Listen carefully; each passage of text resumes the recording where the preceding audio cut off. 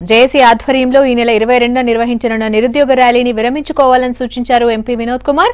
ప్రభుత్వ ఆఫీసుల్లో ఎక్కడెక్కడ ఖాళీలున్నాయో చెప్పాలని కోదండరాంకు సూచించారు. నిరుద్యోగులకు ఉపాధి కల్పించేందుకు హైదరాబాద్లో ఇన్ఫ్రాస్ట్రక్చర్ డెవలప్ చేస్తున్నామన్నారు వినోద్. డిఫెన్స్ ఇండస్ట్రీస్ ఏర్పాటు చేయాలని కేంద్రాన్ని కోరతామన్నారు. విద్యార్థులు కాంపిటీషన్ ఎగ్జామ్ కు ప్రిపేర్ అవుతున్న సమయంలో ర్యాలీ చేపట్టడం సరికాదన్నారు వినోద్.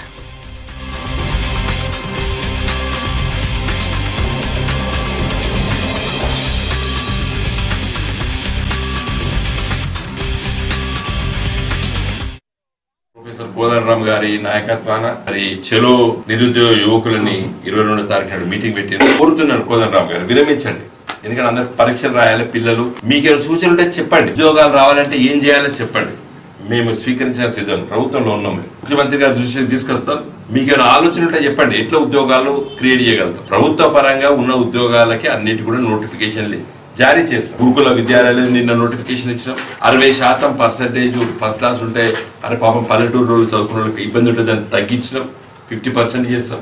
ఉద్యోగాలు కావాలంటే ప్రభుత్వ రంగంలో ఇంకేమైనా ఉద్యోగాలు ఇవ్వకుండా ఉన్నాయా? ఉంటే అవి ఎక్కడ ఉన్నాయి మీరే చెప్పండి. రెచ్చగొట్టి పిల్లలను అందరినీ ఇప్పుడు పరీక్షల టైం అందరికి public service commission teacher recruitment ఉన్నది. పరీక్షలు రాస్తున్నారు పిల్లలు. Teacher DSC notification రాబోతున్నది.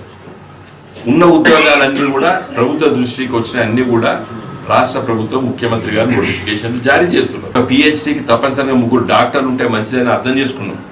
లెక్కలు తీస్తున్నాం. అది కూడా నోటిఫికేషన్ ఇస్తున్నాం డాక్టర్లు. ఎందుకంటే ఒక పిహెచ్సిలో కూడా 3 ఉంటేనే 8 గంటలు పనిచేస్తే డాక్టర్ కూర్చుంటే పేషెంట్ అవుతాడు. మీరు కన్స్ట్రక్టివ్ క్రిటిసిజం చేయరు. మీరు ప్రభుత్వాన్ని వ్యతిరేకించదలుచుకుంటే ఒక ప్రజల లోపల ఉండాలని మీకు అనుకుంటే కన్స్ట్రక్టివ్ క్రిటిసిజం విత్ ఆల్టర్నేటివ్స్. నిజంగా యువకులకి మీరు సేవ చేయదలుచుకుంటే, యువకుల తరఫున ఉండదలుచుకుంటే, నిరుద్యోగ యువకుల తరఫున ఇక్కడ గీ ఉద్యోగాలే ఇక్కడనే నింపండి అని చెప్పండి. మేము కొట్లాడతాం. మరి కోదండరాం గారికి కూడా నేను కోరేది ఏంటంటే అనవసరంగా ఈ 22వ దాన్ని మీరు విరమించుకోవాలని చెప్పి చెప్తున్నాను. నిరుద్యోగ యువకుల్ని ఏ విధంగా వాట్ ఆర్ ది ఆల్టర్నేటివ్స్, ఈ రాష్ట్రంలో ఏం చేస్తే నిరుద్యోగం పోతుంది మేము ఆలోచిస్తున్నాం. మేము ఇన్ఫ్రాస్ట్రక్చర్ డెవలప్ చేయాలనుకుంటున్నాం.